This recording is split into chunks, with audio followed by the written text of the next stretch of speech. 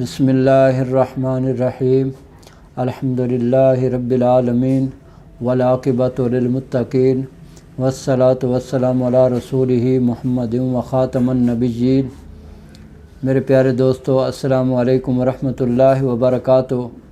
آج میں جس بیماری کے بارے میں بات کر رہا ہوں وہ ہے بلغم کا زیادہ ہو جانا۔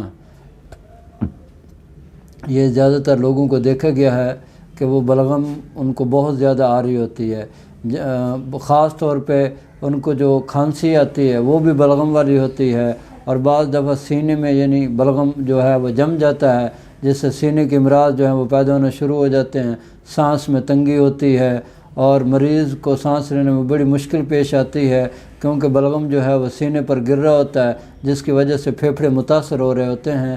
تو یہ زیادہ تر ان لوگوں میں دیکھا گیا ہے جو بڑھاپے کا شکار ہوتے ہیں، یعنی بوڑھے لوگوں کو بلغم بہت زیادہ ستاتی ہے۔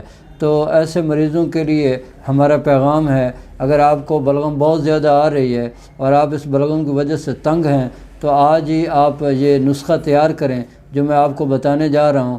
انشاءاللہ تعالیٰ آپ دیکھیں گے آپ کا جو بلغم ہے یہ خشک ہو جائے گا، اور یہ بلغم جو ہے یہ خارج بھی ہو جائے گا، اور آپ تندرستی اور توانا ہو جائیں گے، اور آپ کی جو صحت ہے وہ بھی انشاءاللہ بحال ہو جائے گی، اور آپ کی جو بلغم کی وجہ سے پریشانی ہے وہ انشاءاللہ دور ہو جائے گی۔